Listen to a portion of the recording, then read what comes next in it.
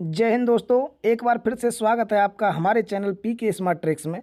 दोस्तों आज उत्तर प्रदेश होमगार्ड के लिए प्रैक्टिस सेट नंबर 10 है। अभी तक हम 9 प्रैक्टिस सेट डाल चुके हैं। अगर आपने उनको नहीं देखा है तो आप हमारे चैनल की प्लेलिस्ट में जाकर देख सकते हैं। अगर आप चैनल पर नए हैं तो चैनल को सब्सक्राइब कर लें, बेल आइकन की घंटी को दबा लें, जिससे कि आगे आने वाली वीडियो भी आपको मिलती रहें। दोस्तों आज का प्रैक्टिस सेट बहुत ही बेहतरीन है। अगर इसमें आपका स्कोर 70 प्लस रहता है तो समझिए आपकी तैयारी बहुत अच्छी चल रही है। आज का जो प्रैक्टिस सेट है थोड़ा सा हार्ड है।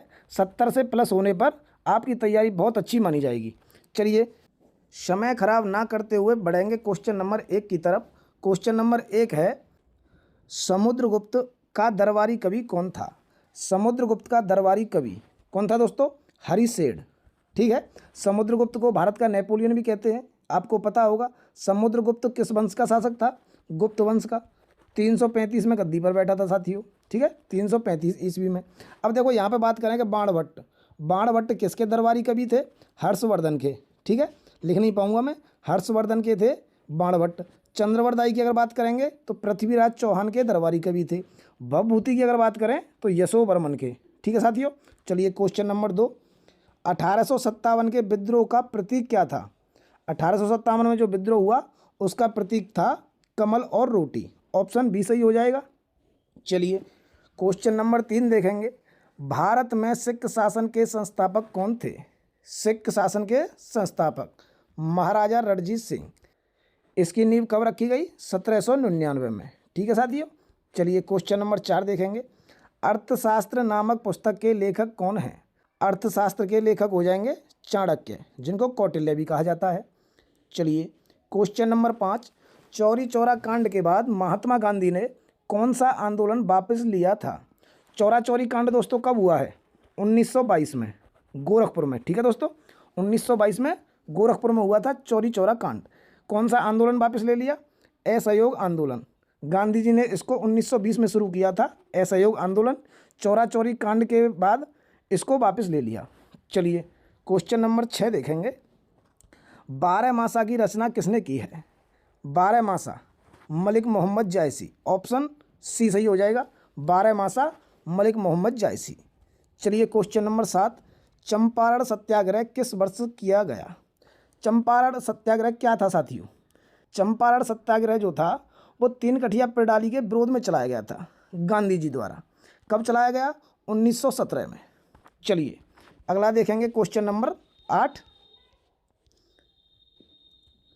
निम्नलिखित में से किस सम्मेलन में गांधी जी ने भारतीयों के राजनीतिक स्वतंत्रता की मांग की थी?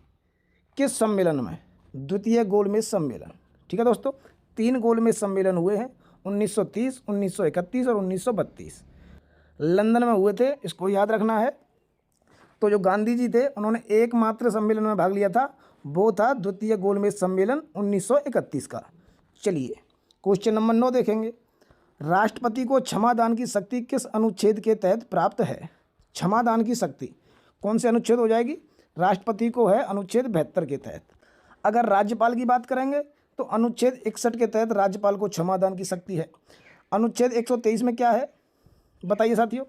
अनुच्छेद 123 में है अध्यादेश जारी करना। ठीक है, राष्ट्रपति द्वारा अध्यादेश जारी किया जाता है अनुच्छेद 123 में।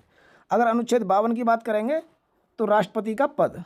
चलिए क्वेश्चन नंबर 10, वर्तमान में भारतीय नागरिकों को कितने मौलिक अधिकार प्राप्त हैं? शुरू में तो 7 थे, लेकिन संपत्ति के मूल अधिकार को हटा दिया गया 44वें संविधान संशोधन द्वारा। तो वर्तमान में कितने हैं? 6। ऑप्शन बी सही हो जाएगा। चलिए क्वेश्चन नंबर 11, राज्य की कार्यपालिका शक्ति का प्रमुख कौन होता है? राज्य की बात हो रही है, राज्य की कार्यपालिका शक्ति के प्रमुख होते हैं राज्यपाल महोदय। ऑप्शन बी सही हो जाएगा। चलिए क्वेश्चन नंबर 12, संसद के संयुक्त अधिवेशन की अध्यक्षता कौन करता है? संसद का संयुक्त अधिवेशन अनुच्छेद 108 के तहत बुलाया जाता है, जिसकी अध्यक्षता कौन करते हैं? लोकसभा अध्यक्ष। ऑप्शन बी सही हो जाएगा। चलिए क्वेश्चन नंबर 13, 73वां संविधान संशोधन अधिनियम यानी कि पंचायती राज से संबंधित है। 73वां संविधान संशोधन कब से प्रभावी हुआ? कब से प्रभावी हुआ है? तो 24 अप्रैल 1993 से। अगर पूछें कि 73वां संविधान संशोधन कब हुआ तो 1992 में हुआ था दोस्तों। ठीक है, चलिए अगला देखेंगे क्वेश्चन नंबर 14, भाखड़ा नागल बांध किस नदी पर स्थित है? पता होगा दोस्तों आपको भी, भाखड़ा नागल बांध सतलज नदी पर है। चलिए अगला देखेंगे क्वेश्चन नंबर 15। किसकी काली मिट्टी वाले क्षेत्र को दक्कन उद्भेदन के नाम से जाना जाता है? प्रायद्वीपीय पठार, ऑप्शन बी सही हो जाएगा। चलिए क्वेश्चन नंबर 16 देखेंगे। भारत के सबसे ऊंचे जलप्रपातों में से एक जोग जलप्रपात किस नदी का महाजलप्रपात है? दोस्तों जो जोग जलप्रपात है ये कहाँ पर है? ये है कर्नाटक में। पता होगा आपको, कर्नाटक में है जोग जलप्रपात। पूछा है किस नदी पर है, तो शरावती नदी पर, ऑप्शन सी सही हो जाएगा। चलिए क्वेश्चन नंबर 17। IISCO बर्नरपुर में स्थित एक स्टील प्लांट है। ये पूछा है कि ये स्टील प्लांट कहाँ है। IISCO जो स्टील प्लांट है वो कहाँ है? ये है पश्चिम बंगाल में, ऑप्शन बी सही हो जाएगा। चलिए क्वेश्चन नंबर 18। भारत में राष्ट्रीय वन नीति किस वर्ष में लागू की गई थी? वन नीति की बात हो रही है 1952 में, ऑप्शन ए सही हो जाएगा। चलिए क्वेश्चन नंबर 19 देखेंगे। क्षेत्रफल की दृष्टि से भारत का सबसे बड़ा वन क्षेत्र वाला राज्य कौन सा है? सबसे बड़ा वन क्षेत्र वाला राज्य मध्य प्रदेश हो जाएगा, ऑप्शन बी सही होगा। चलिए क्वेश्चन नंबर 20। जोजिला दर्रा जो है वो किन दो स्थानों को जोड़ता है? जोजिला दर्रा श्रीनगर और लेह को जोड़ता है दोस्तों, ऑप्शन ए सही होगा। चलिए क्वेश्चन नंबर 21। मिश्रित अर्थव्यवस्था का तात्पर्य क्या है? मिश्रित अर्थव्यवस्था जिसमें सार्वजनिक और निजी क्षेत्र का सह अस्तित्व हो उसको कहते हैं मिश्रित अर्थव्यवस्था, ऑप्शन बी सही होगा। चलिए क्वेश्चन नंबर 22। गुलाबी क्रांति किससे संबंधित है? गुलाबी क्रांति जो है वो झींगा मछली या फिर प्याज उत्पादन से। ठीक है दोस्तों, ऑप्शन ए सही होगा। चलिए अगला देखेंगे क्वेश्चन नंबर 23। भारत की प्रथम पंचवर्षीय योजना यानी कि 1951 से 56 तक चली थी, पहली पंचवर्षीय योजना किस मॉडल पर आधारित थी? ये थी दोस्तों हेराल्ड डोमर मॉडल पर, ऑप्शन बी सही हो जाएगा। अगर दोस्तों बात करें महालनोबिस की, तो ये थी सेकंड जो हमारी पंचवर्षीय योजना थी वो महालनोबिस मॉडल पर आधारित थी। गॉडगिल की बात करेंगे तो थर्ड। ठीक है दोस्तों, तीसरी पंचवर्षीय योजना गॉडगिल मॉडल पर आधारित थी। बम्बई प्लान क्या है? बम्बई प्लान 1944 में आया था दोस्तों, इसमें कुछ उद्योगपतियों का प्लान था। चलिए अगला देखेंगे क्वेश्चन नंबर 24। GDP का पूर्ण रूप क्या है? GDP gross domestic product, option A सही हो जाएगा। Question number 25। भारत में विमुद्रीकरण की घोषणा कब हुई थी? विमुद्रीकरण नोटबंदी की बात हो रही है 8 नवंबर 2016 को, ऑप्शन ए सही हो जाएगा। आप सब लोगों ने देखी होगी। चलिए क्वेश्चन नंबर 26। नई दिल्ली के राजपथ का नया नाम क्या रखा गया है? दिल्ली का जो राजपथ है उसका नाम अब बदलकर कर्तव्य पथ कर दिया गया है, ऑप्शन ए सही हो जाएगा। चलिए क्वेश्चन नंबर 27। ऑस्कर पुरस्कार 2024 में सर्वश्रेष्ठ फिल्म का पुरस्कार किसे मिला? ऑस्कर पुरस्कार 2024 ओपेनहाइमर, ऑप्शन बी सही हो जाएगा। ओपेनहाइमर को ऑस्कर पुरस्कार मिला है 2024 का। चलिए क्वेश्चन नंबर 28। हाल ही में नाटो का 32वां सदस्य देश कौन बना है? 32वां सदस्य देश नाटो का स्वीडन, ऑप्शन ए सही हो जाएगा। चलिए क्वेश्चन नंबर 29। ICC पुरुष T20 विश्व कप का 2024 की मेजबानी किन देशों ने की? T20 विश्व कप 2024 की मेजबानी किसने की थी? अमेरिका और वेस्ट इंडीज ने, ऑप्शन बी सही हो जाएगा। चलिए क्वेश्चन नंबर 30। वर्तमान में भारतीय थल सेना अध्यक्ष कौन हैं? थल सेना अध्यक्ष की बात हो रही है, कौन हो जाएंगे? जनरल उपेंद्र द्विवेदी। ठीक है दोस्तों, अगर हम बात करें कि जल सेना अध्यक्ष यानी कि जिसको नौसेना बोलते हैं, कौन है? Admiral Dinesh Kumar.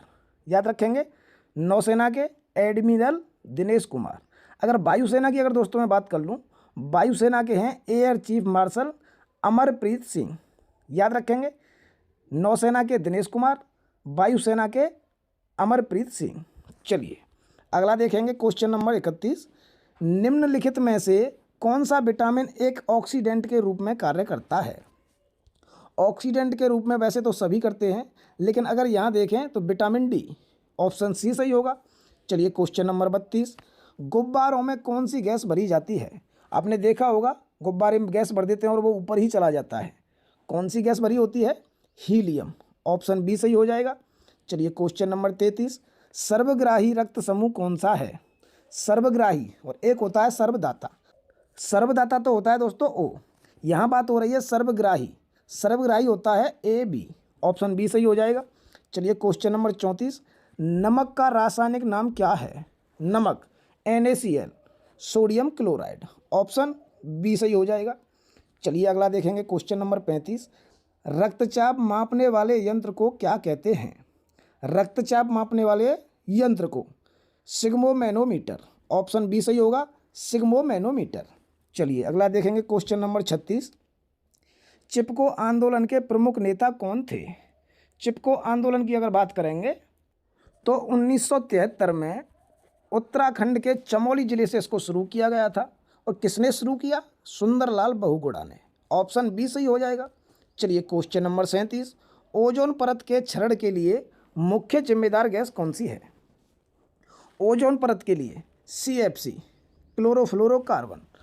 Question number 38 देखेंगे, जैव विविधता पर सम्मेलन का मुख्य उद्देश्य क्या है? जैव विविधता पर कौन सा हो जाएगा? ऑप्शन ऊपर हैं इसके। चलिए ऑप्शन डी सही हो जाएगा, जैव विविधता का संरक्षण। चलिए क्वेश्चन नंबर 29 देखेंगे, सर्वाधिक जैव विविधता कहाँ पाई जाती है? सर्वाधिक जैव विविधता उष्णकटिबंधीय वर्षा वनों में, ऑप्शन बी सही हो जाएगा। चलिए क्वेश्चन नंबर 40, मर्डो उपरांत भारत रत्न पुरस्कार प्राप्त करने वाले पहले व्यक्ति कौन थे? मर्डो उपरांत पूछा है दोस्तों, मर्डो उपरांत हो जाएंगे लाल बहादुर शास्त्री। अगर यहाँ मैं आपसे पूछ लूँ कि प्रथम भारत रत्न पुरस्कार किसे मिला, तो दोस्तों 3 लोगों को मिला था। एक तो थे राधा कृष्ण सर्वपल्ली, दूसरे थे राजगोपालाचारी और तीसरे थे CV रमन। ठीक है, कब मिला? 1954 में। दोस्तों लिखने की थोड़ी सी मुझे दिक्कत रहती है, मेरे पास बोर्ड नहीं है, तो आप समझ जाएं। चलिए अगला देखेंगे क्वेश्चन नंबर 41, मूर्ति देवी साहित्य पुरस्कार किसके द्वारा शुरू किया गया? मूर्ति देवी साहित्य पुरस्कार दोस्तों ये किया गया है भारतीय ज्ञानपीठ ट्रस्ट द्वारा, ऑप्शन बी सही हो जाएगा। चलिए अगला देखेंगे क्वेश्चन नंबर 42, निम्नलिखित में से कौन सा आंध्र प्रदेश का एक शास्त्रीय नृत्य रूप है? आंध्र प्रदेश की बात हो रही है, आंध्र प्रदेश का कौन सा है? कुचिपुड़ी। ठीक है दोस्तों, मोहिनी अट्टम की बात करेंगे, मोहिनी अट्टम कहाँ का हो जाएगा? केरल का। अगर भरतनाट्यम की हम बात करें तो ये कहाँ का है? तमिलनाडु का। मणिपुरी तो मणिपुरी का है ही। चलिए अगला देखेंगे क्वेश्चन नंबर 43, अम्बुबाची मेला भारत के किस राज्य में मनाया जाता है? अम्बुबाची मेला मेघालय में मनाया जाता है, ऑप्शन ए सही होगा। क्वेश्चन नंबर 44, चंद्रशेखर आज़ाद कृषि एवं प्रौद्योगिकी विश्वविद्यालय कानपुर की स्थापना कब की गई? एक तो दोस्तों याद रखने की बात यह है कि जो चंद्रशेखर आज़ाद कृषि एवं प्रौद्योगिकी विश्वविद्यालय है वो कहाँ है? कानपुर में। अब इसकी स्थापना की बात हो रही है तो 1974 में इसकी स्थापना हुई है। चलिए क्वेश्चन नंबर 45, उत्तर प्रदेश में महर्षि वाल्मीकि आश्रम कहाँ स्थित है? महर्षि वाल्मीकि आश्रम कानपुर के बिठूर में, ऑप्शन बी सही हो जाएगा। चलिए क्वेश्चन नंबर 46, सुरमा नगरी किसे कहते हैं? सुरमा नगरी, मेरा झुमका गिरा रे बरेली के बाजार में, ऑप्शन ए सही हो जाएगा। सुरमा नगरी बरेली को कहते हैं। क्वेश्चन नंबर 47 देखेंगे, किस राज्य का लोकसभा तथा राज्यसभा में प्रतिनिधित्व सबसे अधिक है? किस राज्य का हो जाएगा? उत्तर प्रदेश का, ऑप्शन ए। राज्यसभा में कितना है? 31, लोकसभा में कितना है? 80। ठीक है। चलिए क्वेश्चन नंबर 48, आमों का शहर किसे कहा जाता है? आमों का शहर किसको कहते हैं? मलिहाबाद, लखनऊ, ऑप्शन ए सही होगा। चलिए क्वेश्चन नंबर 49, निम्नलिखित युग्मों में से कौन सही सुमेलित नहीं है? नहीं है पूछा है दोस्तों, नहीं है। तो देखो यहाँ देखें, अंबेडकर का अकबरपुर में मुख्यालय है, गौतम बुद्ध नगर जिला है उसका मुख्यालय है नोएडा में, कानपुर देहात जिला उसका जो मुख्यालय है वो दोस्तों माती में है। ठीक है, ये गलत हो जाएगा। संत कबीर नगर का खलीलाबाद में है, तो ऑप्शन सी सही हो जाएगा, यानी कि यह सही सुमेलित नहीं है। चलिए अगला देखेंगे क्वेश्चन नंबर 50, किस राज्य सरकार ने अगस्त 2025 में मुख्यमंत्री दिव्यांगजन उद्यमी योजना शुरू की? बिहार सरकार ने की है, ऑप्शन सी सही होगा। चलिए क्वेश्चन नंबर 51, उत्तर प्रदेश के निम्नलिखित किस ऐतिहासिक मेले में हिंदू और मुसलमान दोनों आते हैं? नौचंदी का मेला ऐसा है जिसमें हिंदू और मुस्लिम दोनों आते हैं। नौचंदी का मेला दोस्तों कहाँ आयोजित होता है बताएंगे? नौचंदी का मेला मेरठ में लगता है। चलिए अगला देखेंगे क्वेश्चन नंबर 52। चिकनकारी कढ़ाई के लिए प्रसिद्ध शहर है। चिकनकारी के लिए कौन सा हो जाएगा? लखनऊ। ऑप्शन ए सही होगा। Question number 53। निम्नलिखित में से कौन उत्तर प्रदेश का लोक नृत्य नहीं है? उत्तर प्रदेश का कौन सा नहीं है? ऑप्शन ऊपर दे रखे हैं। उत्तर प्रदेश का कौन सा नहीं है? तो यह है फगुआ। ऑप्शन सी सही हो जाएगा। तो फिर ये फगुआ है कहाँ का? फगुआ है झारखंड का। ठीक है, फगुआ झारखंड का है।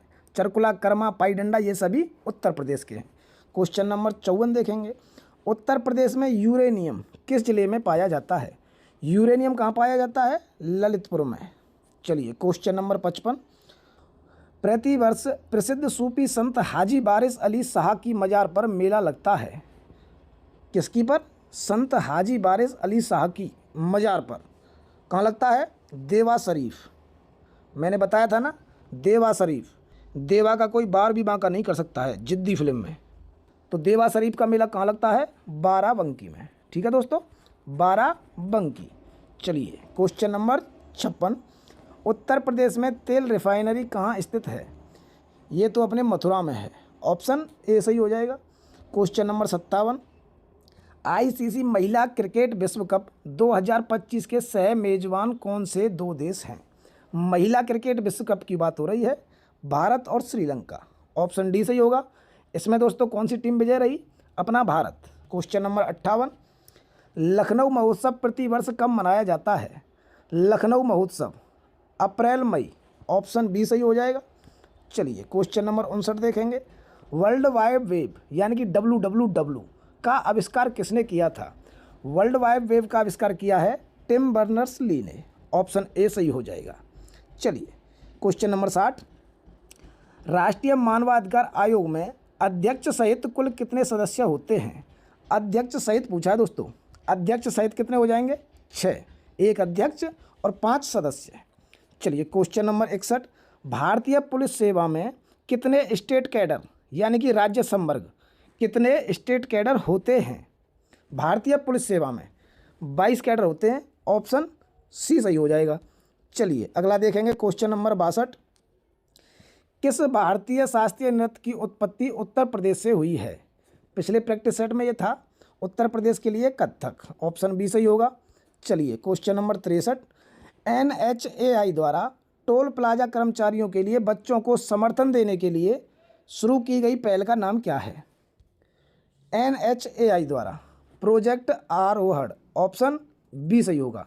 चलिए क्वेश्चन नंबर 64 देखेंगे। Doctor Ambedkar institute of technology for handicapped अवस्थित है। कहाँ अवस्थित है दोस्तों? कानपुर में है। ऑप्शन सी सही हो जाएगा। चलिए क्वेश्चन नंबर 65।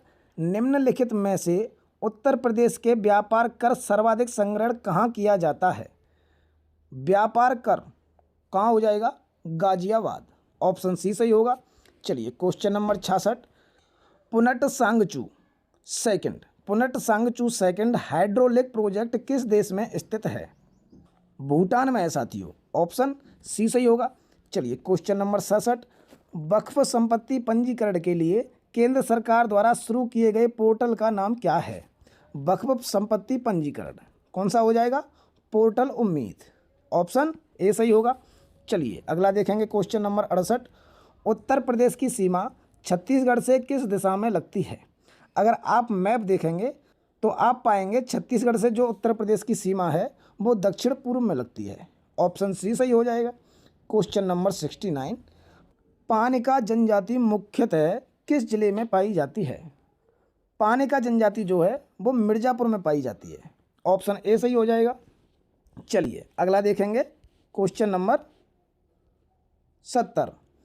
उत्तर प्रदेश सरकार द्वारा पहली बार गठित 3 महिला प्रांतीय सशस्त्र कांस्टेबलरी यानी कि PAC बटालियनों को किन वीरांगनाओं के नाम पर स्थापित किया जा रहा है? ये दोस्तों रानी लक्ष्मीबाई, अहिल्याबाई होलकर और बेगम हजरत महल यानी कि ऑप्शन ए सही हो जाएगा। चलिए अगला देखेंगे क्वेश्चन नंबर 71। मुख्यमंत्री कन्या सुमंगला योजना के तहत लाभार्थी परिवार की अधिकतम वार्षिक आय सीमा कितनी निर्धारित की गई है? कन्या सुमंगला योजना का आपने नाम सुना होगा, 2019 में इसकी शुरुआत हुई है। इसके लिए अधिकतम वार्षिक आय कितनी रखी गई है? 3 लाख रुपए। ऑप्शन डी सही हो जाएगा। चलिए क्वेश्चन नंबर 72 देखेंगे। ई रकम योजना को निम्नलिखित में से किसे प्रदान करने के लिए केंद्र सरकार द्वारा शुरू किया गया था? ई रकम योजना किसके लिए हो जाएगा? ऑप्शन सी सही होगा। डिजिटल प्लेटफॉर्म प्रदान करने के लिए जहां किसान अपने कृषि उत्पादों को नीलामी के माध्यम से बेच सकते हैं। ठीक है दोस्तों, जो भी अपनी फसल वगैरह होती हैं उनको नीलामी के माध्यम से बेच सकते हैं, उसके लिए ई रकम योजना को शुरू किया गया। चलिए अगला देखेंगे क्वेश्चन नंबर 73। राष्ट्रीय विज्ञान दिवस किसके जन्मदिन के अवसर पर मनाया जाता है? राष्ट्रीय विज्ञान दिवस किसके? सीवी रमन के जन्मदिन पर। चलिए अगला देखेंगे क्वेश्चन नंबर 74। केंद्रीय चावल अनुसंधान संस्थान कहाँ स्थित है? चावल अनुसंधान संस्थान कटक में हो जाएगा। ऑप्शन बी सही होगा। चलिए अगला देखेंगे question number 75। Uttar Pradesh police ने अपराधियों पर नज़र रखने के लिए निम्नलिखित में से कौन सी मोबाइल एप्लीकेशन विकसित की है? अपराधियों पर नज़र रखने के लिए कौन सी mobile application? Trinetra. Option B सही होगा। चलिए क्वेश्चन नंबर 76। उर्वशी महाकाव्य के रचयिता कौन हैं? उर्वशी की अगर हम बात करेंगे तो उर्वशी के 2 लोग हैं, एक तो हैं प्रेमचंद्र जी, ठीक है, एक तो प्रेमचंद्र जी हैं और एक हैं रामधारी सिंह दिनकर। यहाँ दोस्तों अगर दोनों ऑप्शन में दिए हों तो हम हमेशा ही रामधारी सिंह दिनकर को चुनेंगे। चलिए question number 77। The test of my life किसकी आत्मकथा है? The test of my life किसकी है? युवराज सिंह की। ऑप्शन बी सही हो जाएगा। चलिए क्वेश्चन नंबर 78। किस वैज्ञानिक ने सबसे पहले बैक्टीरिया का अवलोकन किया था? बैक्टीरिया का अवलोकन ल्यूवेनहॉक। ऑप्शन डी सही होगा, एंटोन वॉन ल्यूवेनहॉक। चलिए अगला देखेंगे क्वेश्चन नंबर 79। इराक की मुद्रा क्या है? इराक की दीनार। चलिए क्वेश्चन नंबर 80। मैक्सिको की राजधानी क्या है? मैक्सिको की मैक्सिको सिटी हो जाएगी। ऑप्शन बी सही होगा। Question number 81। किस वर्ष सार्क की स्थापना हुई थी? दोस्तों पिछली बार हमने बहुत ही स्पष्ट तरीका से बताया कि सार्क की जो स्थापना है वो 1985 में हुई, ढाका में। इसका मुख्यालय काठमांडू में। चलिए क्वेश्चन नंबर 82। विपो WIPO यानी कि विश्व बौद्धिक संपदा संगठन का मुख्यालय कहाँ स्थित है? विश्व बौद्धिक संपदा संगठन कहाँ हो जाएगा? जेनेवा। ऑप्शन डी सही होगा। चलिए क्वेश्चन नंबर 83। डैश की स्थापना भारत की आतंकवाद रोधी क्षमताओं का समर्थन करने के लिए की गई थी। आतंकवाद रोधी क्षमताओं का समर्थन करने के लिए। ऑप्शन इसके ऊपर दे रखे हैं, किसकी की गई है? राष्ट्रीय खुफिया ग्रिड। ऑप्शन बी सही हो जाएगा। चलिए क्वेश्चन नंबर 84। नाटो का मुख्यालय कहाँ स्थित है? बताइए दोस्तों, नाटो का मुख्यालय ब्रुसेल्स में। ऑप्शन डी सही हो जाएगा। चलिए क्वेश्चन नंबर 85। पंचशील समझौता जिस पर 1954 में हस्ताक्षर किए गए थे, भारत और किस देश के बीच हुआ था? 1954 में हुआ था पंचशील समझौता। किस किस देश के बीच? भारत और चीन के बीच। ऑप्शन ए सही हो जाएगा। Question number 86। चकमा शरणार्थी किस देश से संबंधित हैं? चकमा शरणार्थी कौन से देश से हैं? बांग्लादेश। ऑप्शन बी सही होगा। Question number 87। राष्ट्रीय अपराध रिकॉर्ड ब्यूरो यानी कि NCRB का गठन कब हुआ? NCRB की बात करेंगे तो 11 मार्च 1986। ऑप्शन डी सही होगा। चलिए क्वेश्चन नंबर 88 देखेंगे। भारत की सबसे पुरानी संगीत रचना का नाम क्या है? सबसे पुरानी संगीत रचना ध्रुपद। ऑप्शन डी सही होगा। Question number 89। उत्तर प्रदेश में सामाजिक वानिकी कब प्रारंभ हुई? सामाजिक वानिकी कब प्रारंभ हुई है? 1779 से लेके 80। ऑप्शन सी सही होगा। चलिए क्वेश्चन नंबर 90। भारत में नगरीकरण का एक प्रमुख पर्यावरणीय प्रभाव क्या है? नगरीकरण का एक प्रमुख पर्यावरणीय प्रभाव क्या हो जाएगा? शहरों में प्रदूषण और अपशिष्ट उत्पादन की वृद्धि, यानी ऑप्शन बी सही होगा। चलिए क्वेश्चन नंबर 91, अनुसूचित जाति और अनुसूचित जनजाति भारत की आबादी का क्रमशः है 2011 की जनगणना के अनुसार।